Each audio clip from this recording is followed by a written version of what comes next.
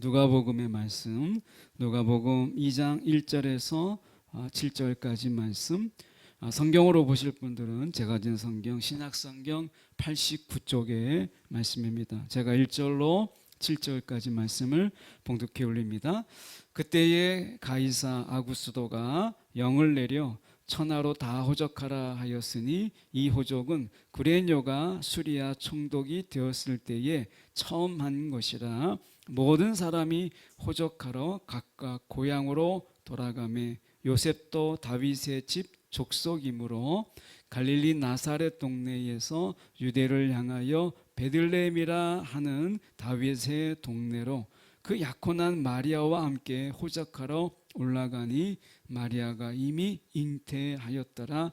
거기 있을 때에 그때에 해산한 날이 차서 첫 아들을 낳아 강보로 싸서 구유에 누였으니 이는 여관에 있을 곳이 없음이러라. 아멘. 본문의 말씀 가지고 베들레헴에 누여야 했던 아기라는 제목으로 함께 말씀 나누도록 하겠습니다. 제 청년들이 오늘 특송하기 위해서 하루 합숙했어요. 저녁에 아이들이 어쨌든 잘 맞춰서 감사하고 소정이 감사합니다. 오늘 말씀 베들레헴에 누여야 했던 아기라는 제목으로 함께 말씀 저희가 나누길 원합니다.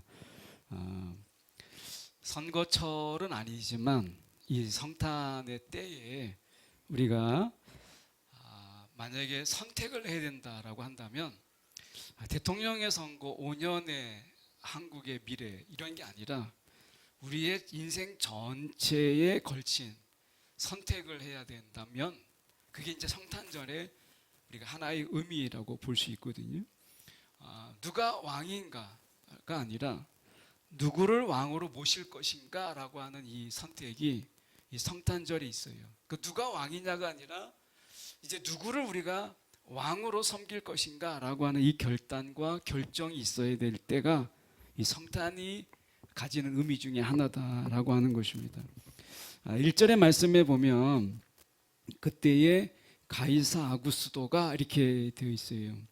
이 가이사라고 하는 그 자체가 원래 황제라는 의미를 가지고 있기 때문에 황제 아구스도죠. 근데 우리는 보통 황제 가이사 아구스도 이렇게 보통 우리가 붙여요. 그러니까 황제가 되는 의미이긴 한데 원래 이 가이사 아구스도라고 하는 이 자의 원래 본명은 가이우스 옥타비우스입니다.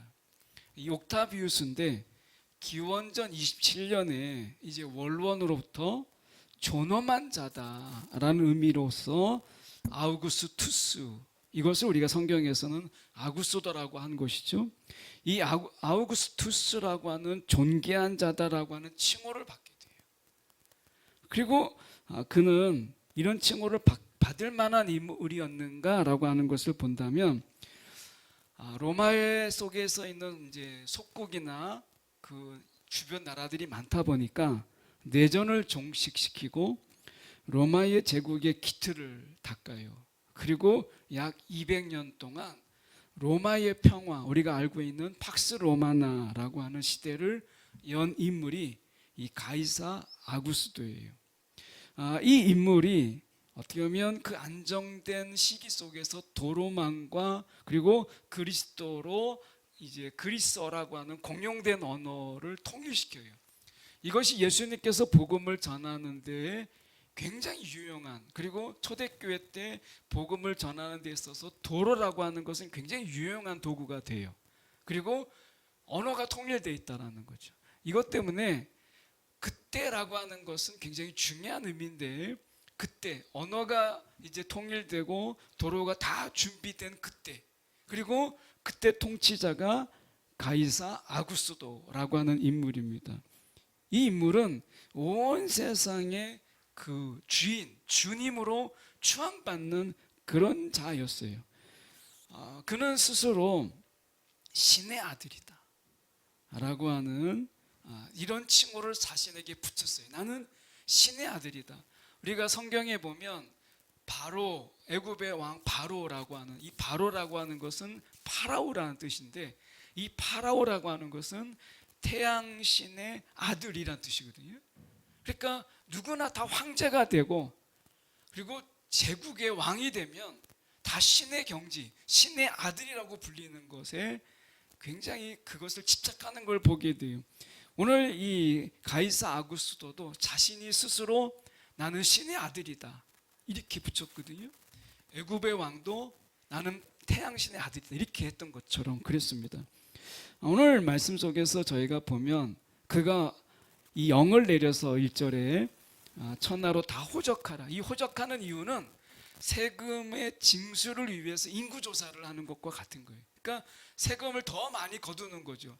왜냐하면 팍스 로마나라고 하는 것은 우리가 로마를 통한 평화가 아니라 로마만의 평화, 다시 말하면 로마인들을 위한 평화였기 때문에 많은 돈이 필요했어요. 그래서 세금 징수를 위해서 호적을 명하는 거예요. 이것 때문에 2절의 말씀에 우리가 보면 이 호적이 이 수리아 총독이 되었을 때 구레뇨가 처음 한 것이라. 그러니까 그 전에 없었던 것을 새롭게 시작함으로 인해서 세금 징수하는 데 있어서 자료로 쓰기 위해서 이렇게 한 것이거든요. 이 덕분에 어떤 일이 벌어졌냐면 우리가 4절에 보면 요셉도 다윗의 집 족속이므로 갈릴리 나사렛 동네 나사렛에서 베들레헴까지 거리가 얼마일까? 라고 하는 것입니다. 당시의 거리로 120km에서 150km예요. 지금 마리아가 막 임신한 상태잖아요. 그 교통도 불편해요. 그리고 더군다나 이 요셉의 직업이 목수예요. 목수는 당시에 이 3D 업종 중에 하나였어요. 가진 게 많지 않습니다. 그러니까 120km에서 150km 걸치는 이 거리를 우리가 차량을 대절하거나 뭐 자가용을 대절하거나 이렇게 할 수 없는 굉장히 험한 길이다 라고 하는 거예요. 120km를 와야 되니까. 그런데 임신까지 했잖아요. 그 험난한 길을 그가 와야 되는 이 긴 여정을 그가 밟게 된 거예요. 그래서 말씀에 우리가 이 보면 당시에 베들레헴이라고 하는 이 도시의 어떤 마을이죠. 도시라고 하기보다는 인구가 어느 정도일까? 학자들이 추정하는 인구를 볼 때 약 300명, 많으면 한 1000명 정도 사는, 평균적으로 학자들이 이야기할 때 300명에서 500명이 사는 아주 작은 마을이에요. 저희 남원의 처가가 당동이라는 그러니까 뱀사골에서 좀 떨어진 인월이라는 곳에서 가까운데요. 거기가 한때는 마을 사람들이 한 200명 되는, 근데 지금은 다 나가고 한 40-50명이 사는 동네. 그러니까 200명이 사는 동네를 보면 그 당동 마을 그 정도도 한눈에 들어오거든요. 한 300명에서 500명 마을이면 크지 않잖아요. 그러니까 아주 작은 마을인데 호적을 하러 많은 사람들이 한꺼번에 몰린 거예요. 그러니까 여관에 지금 7절의 말씀처럼 여관에 있을 곳이 없었다라고 이야기하죠. 한꺼번에 300명에서 500명에 사는 마을에 호적을 위해서 많은 사람들이 한꺼번에 몰린 거죠. 그러다 보니까 이제 거할 데가 없게 된 거예요. 근데 여기서 중요한 것은 바로 이거예요. 가이사 아구스도와 황제죠. 신의 아들이라고 불려지는 권력을 가진 이런 무한한 권력, 왕이잖아요. 그러니까 이 가이사 아구스도와 이제 막 구유에서 태어난 그 아이, 7절의 말씀에 보면 우리가 첫 아들을 낳아 강보로 싸서 구유에 누였다라고 하는 이 부분 속에서 누가 왕이냐, 내가 섬길 왕이 어느 분이냐라고 하는 것을 선택하라는 거예요. 이 성탄의 의미는 내가 섬겨야 될 진정한 왕이 누구인가? 가이사 아구스도 세상의 모든 권력을 다 가진, 그리고 어떻게 보면 세상의 권력뿐만 아니라 수많은 돈을 가진 그런 자가 가이사 아구스도의 신의 아들이죠. 근데 예수님이 신의 아들로 구유 가운데서 태어났어요. 그러면 우리는 어느 분을 우리의 왕으로 섬길 것인가를 결정해야 된다 라고 이야기하는 거예요. 여러분, 누가 우리의 왕이죠? 가이사 아구스도가 대표되는 세상에서 성공하고 잘 나가는 사람, 세상에서 뭔가를 마음대로 할 수 있는 이 가이사 아구스도가 나의 왕이고 내가 정말 존경하고 내가 닮기를 원하는 그런 자를 나의 지금 왕으로 섬기는 그런 자로 나의 왕을 삼을 것이냐, 나에게 원하는 나의 물질적인 것을 주고 내가 원하는 어떤 것을 나에게 줄 수 있는, 물질을 주고 성공을 줄 수 있는 그런 가이사 아구스도, 아니면 지금 강보에 쌓여있는 구유에 누워있는 이 아기 예수, 이분을 나의 왕으로 우리가 섬길 것이냐, 이 결정이 우리 가운데 있어야 된다라고 하는 것을 보여주는 거예요. 그래서 성경은 이 본문에서 대비시키는 거예요. 세상에서 가장 권력을 가진 아구스도와 가장 낮고 초라한 구유에서 태어난 하나님의 아들 예수, 스스로 자칭 신의 아들이라고 하는 자와 성경에서 하나님의 아들이라고 하는 예수 속에서 우리는 어느 분을, 어느 사람을 우리가 우리의 왕으로 섬길 것인가 라고 하는 것을 선택하고 결정하라는 거예요. 미가서 5장 2절의 말씀에 보면 베들레헴 에브라다야, 너는 유다 족속 중에 작을지라도 이스라엘 다스릴 자가 내게서 내게로 나올 것이라, 이렇게 얘기합니다. 여기서 베들레헴 에브라다야 라고 되어 있어요. 이 에브라다라고 하는 것은 우리가 풍성하다 라고 하는 거예요. 풍성하다. 베들레헴이라는 뜻은 뭐죠? 떡의 집이에요. 그 떡의 집이다 라고 하는 거죠. 이것은 뭐냐면 베들레헴이 작지만 300명에서 500명이 사는 아주 작은 동네지만 농사와 목축에 적합한 굉장히 비옥한 땅이었다, 이것을 보여줘요. 그러니까 이 떡의 집이라고 하는 것은 당시에 이 농사와 목축에 굉장히 비옥한 땅이었다 라고 하는 거예요. 그런데 왜 베들레헴 에브라다야라고 했을까? 이 베들레헴이라는 곳이 이스라엘 역사에 또 다른 곳이 있어요. 지명이 있어요. 그런데 이 베들레헴 중에서 특히 이 에브라다라고 하는 것은 이 베들레헴의 옛 지명이거든요. 그러니까 베들레헴이 여러 군데가 있는데 그 중에서 다윗의 동네인 베들레헴 에브라다야라고 얘기하는 거예요. 바로 이곳을 가리키는 거죠. 이곳이 어떤 거예요? 다윗의 동네, 다윗의 왕인데 그 왕의 후손으로 온 자, 예수를 말하는 곳이죠.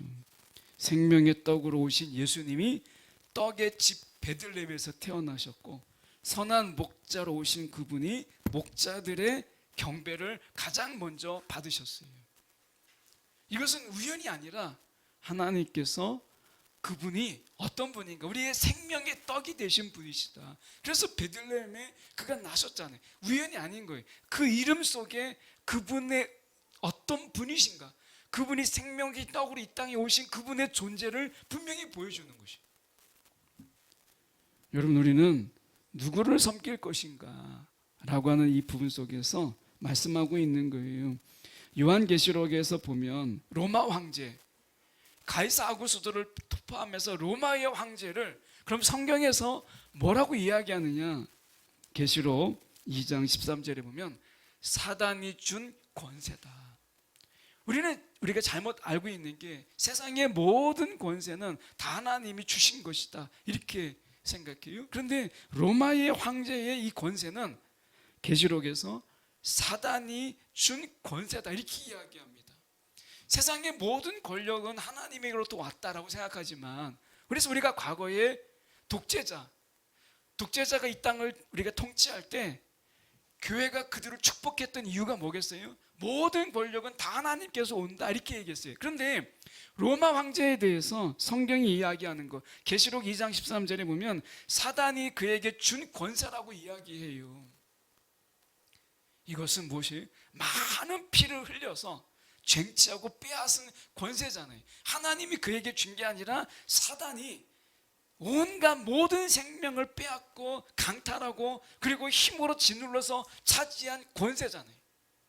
그런 권세까지 하나님이 주셨다? 아니라는 거예요. 로마의 이 팍스 로마나 로마가 이룬 그 평화는 권력으로 이룬, 많은 사람들의 희생을 강요한 가운데서 이루어진 거라는 거죠. 그래서 우리가 그런 로마의 황제를 우리가 정말 우리의 신으로 섬길 것인가? 그들을 이야기할 때, 로마 황제를 이야기할 때 에베소서 6장 12절에 보면 어둠의 세상 주관자다라고 이야기해요. 그만큼 그들에 대해서 성경은 어둡게 평가합니다. 반면에 우리가 이 하나님의 보좌에 앉으신 예수, 영원하고 참된 통치의 근원을 이야기하는 거죠. 그래서 시편에 말씀합니다. 45편 6절의 말씀에 보면 하나님이여 주의 보좌는 영원하며 주의 나라의 규는 공평한 규다라고 이야기해요. 하나님의 그 보좌는 영원하다, 공평하다라고 말씀합니다. 어린 양의 이 보좌는 화려한 금빛의 로마 황제의 이 보좌와 대비가 되죠. 그런데 우리가 섬겨야 될 것은 세상의 왕이 아니다, 어린 양의 그 보좌다라고 이야기하는 거예요. 이 어린 양의 보좌를 계시록 22장 1절에서는 수정같이 맑은 생명수의 강이 흐른다라고 해요. 그 보좌에서부터, 어린 양의 보좌로부터 우리가 맑은 생명수의 강이 흐른다, 이렇게 얘기해요. 생명이 거기에 있다라는 거예요. 계시록 22장 3절에 보면 다시는 저주가 없다, 어린 양의 보좌가 있는 그곳에 다시는 저주가 없다라고 이야기해요. 에덴 동산, 파괴된 에덴 동산, 쫓겨난 에덴 동산이 아니라 이제 다시는 저주가 없는 그 에덴 동산, 이것을 다시 회복하셨다라고 하는 거예요. 여러분, 오늘 우리가 잃어버린 그 에덴 동산을 다시 회복하시는 이 어린 양의 보좌, 우리가 어느 분을, 누구를 왕으로 섬길 것인가 라고 하는 것입니다. 오늘 여러분이 이 성탄절에 예수를 진정한 삶의 왕으로 섬길 수 있는 저와 여러분이 되기를 소망합니다.